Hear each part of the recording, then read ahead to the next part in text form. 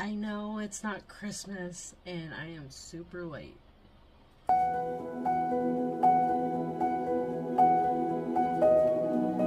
Hey everyone, welcome to my channel. My name is Jamie and I am the Kansan Reader. I threw on this dress because I bought it like 4 years ago and have never worn it. Like, the tag is still on it. And I still have not removed it even to put it on for this video, so here I am.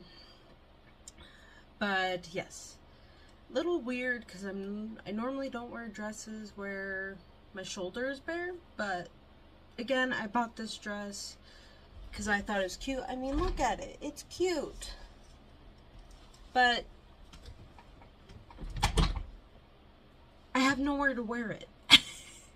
So I'm wearing it for this video right before my intro. Yeah, this video is late. Super sorry. But I was tagged in this, forgot to say what it is. This is the Christmas Carol book tag. I was tagged by Anne. Her channel is In Search of Wonder. I will tag her down below as well as put in her video as well. So I'm not going to tag anyone. There's a 9th prompt to this, which is to tag somebody. I am behind. No one's doing Christmas stuff now, especially since it's February. Anyway, the first prompt is The Ghost of Christmas Past, a book that was a childhood favorite. I have 2 books that are childhood favorites. The first one is, if I can grab it, Kiss Me Tomorrow by Susan Shreve.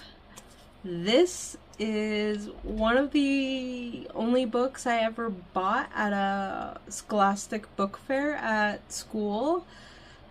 I read this, I don't know how many times. I got this when I was in middle school. I don't know if you guys can see like the binding and stuff, but I read this a lot. It's cute. It's a girl, I think she's going into, yeah, she's going into middle school for the very first time. She gets her very first like boy crush, and she also has a guy best friend who has a crush on her, but she doesn't feel that way, and she's kind of, you know, trying to figure out who she is in middle. It's everything basically when you go into middle school. The second book is The Boys Next Door by Jennifer Eccles. I'm definitely going to donate this because as much as I did love it as a teenager, it's just that it's for a teenager. I'm a woman in her 30s, and while yes, I want to reread this because it's cute and nostalgic, this I don't have as much of the same feelings towards. Plus, I don't know, this, while this is very cute, this is pretty much teenage drama that I kind of don't want. Ghost of Christmas Present, a recent book that you think will become one of your favorites of all time. Well, obviously we all know that I'm going to bring up something of T. Bell, but this time it's not going to be Letters of Grace, but Letters of Faith. One, Letters of Grace is downstairs, and I don't want to go back downstairs to grab it, and 2, that one's already on my all-time favorites. This one I think is going to become one of my all-time favorites. I love Georgia, I love Grayson, and I really want to get back into them. While I don't think I love this as much as Letters of Grace, I still love it. I still rated it a 5-star. So I'm gonna use this one for this prompt. The Ghost of Christmas Yet to Come, a book coming out next year you're most excited about. This is for sure a T. Bell book. Her next book is called Penance, and it's coming out in spring of 2025. Now also, I have another book, which she just released the title, so I can say the title, I'm so happy, But Forget Me Not by B.R. Goodwin. I am so happy I get to be on her launch team for this. So I can't wait for this to come out. I don't have a quite for sure date on this because I think it is with the editors or the beta readers right now. It's with one of the two. Bah Humbug, a book that everyone else loves, but you hate. There's quite a few. I always end up being like the unpopular opinion sometimes when it comes to hyped up books. This next book, yes, Divine Rivals. Even in the Christian booktube side, everyone likes this, and I did not like it. The only thing I liked about it was the typewriters. I really loved that concept. And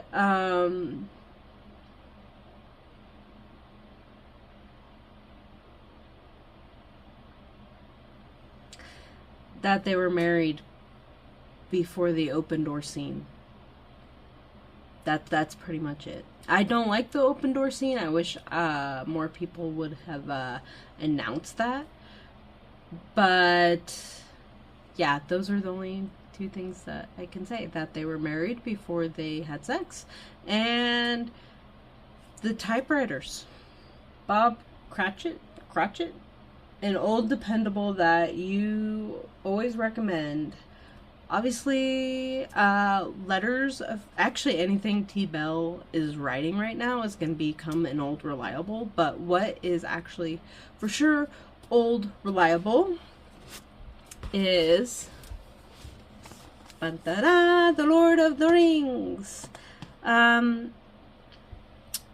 will always recommend this. I also do know that it is not for everybody, so I have to make sure that the person I recommend this to is a for sure fantasy person, because if they're not hardcore, well, I wouldn't say hardcore.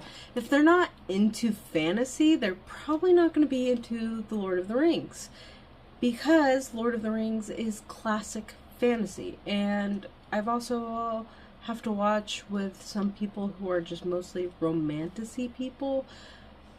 They're not going to like this either, because this is epic fantasy. I absolutely love epic fantasy. Epic fantasies is one of the things that got me started into reading. So with that, when I don't have that and other old reliable, this is a classic, but it is The Secret Garden by Frances Hodgson Burnett. Why couldn't I say that? Anyway, this is one of the few classics that I have read. It's one of the few classics I grew up on, besides the next one that I'm going to recommend. But I absolutely love Secret Garden. If you want kind of like a gothic Scotland theme, at least I think, yeah, in the moors. When you hear moors, that's definitely Scotland. I haven't read this in quite a while. I do plan on reading it.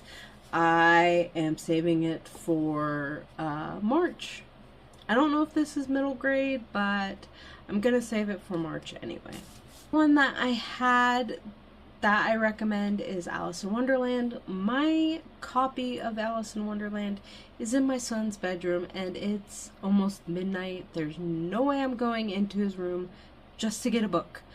So I will just pop up a cover, but Alice in Wonderland, one of the other classics that I know it's not going to be on everybody's, it's not going to be everybody's cup of tea, but I still recommend it because it's just one of those things that you should try to read to get it off your list. Tiny Tim, a underhyped book that you think deserves more love. Mammoth by Brian McBride. I love his writing, and if you like adventure, this is for you. It also has a mystery in it. I have not read it all the way through. I have read a little bit of it, but yeah, definitely. The town that they're in gave me Astoria vibes from The Goonies.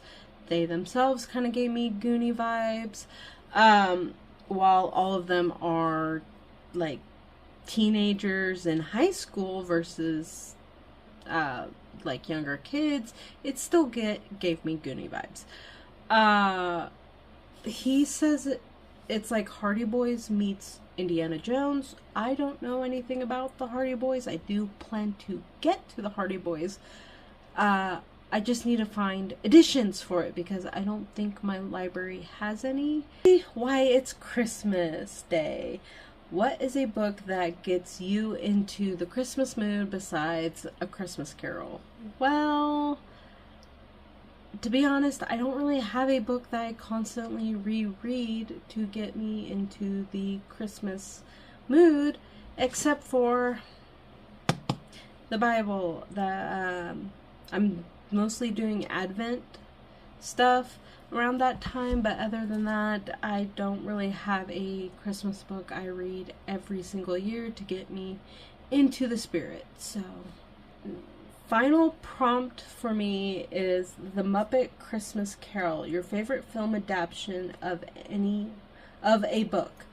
So, I have 3 actually that are my all-time favorites. The first one is The Outsiders by S.E. Hinton.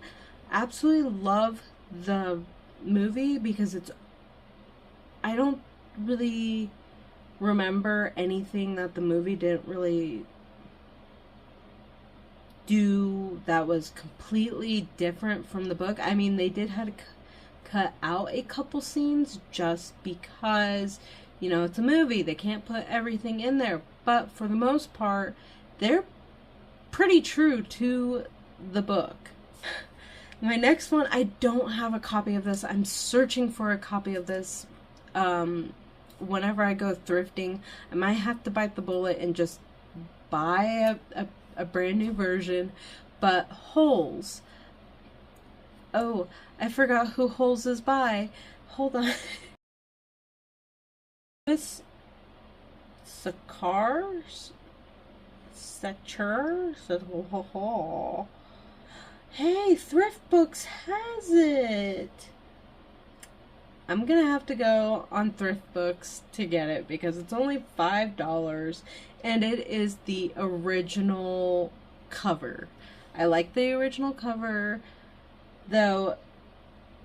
When I was given this book in 3rd grade, I literally thought this was gonna be like an outer space because of what the cover looks like. I was like, oh, it looks like the moon. I don't know why, but I did. Anyway, I love Holes. The movie adaptation is awesome. What I remember them not really showing in the movie was how chubby Stanley was at the beginning of the book, which was something that was kind of brought up a lot in the book, but I did watch the commentary a lot on the movie, and they said that they really didn't have a good way to like plump up Shiloh, or Shyla, whatever his name is, and like slim him down, even though they've used fat suits before, but maybe it wasn't just in the budget production. But either way, that's really the only thing that I could remember big time that was not the same in the book versus the movie. And his great grandfather, when he has the pig, when he goes up and down the mountain every single day, he's carrying that pig, and in the movie he's like pulling it on a harness, which obviously they can't have the actor carry this big old pig like in the book, where in the book he's carrying him every single day and getting stronger and stronger and stronger. So those were the 2 things that I remember, and to be honest, I'm very happy with that because I have not read this book since elementary school. We're not going to do that math. So, and there's probably like a lot more that I don't realize that I don't remember, but then the final movie adaptation you guys are probably not surprised.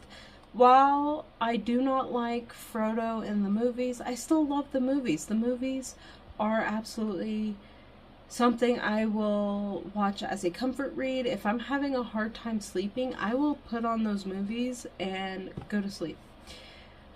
Thanks for joining me for a very late Christmas book tag.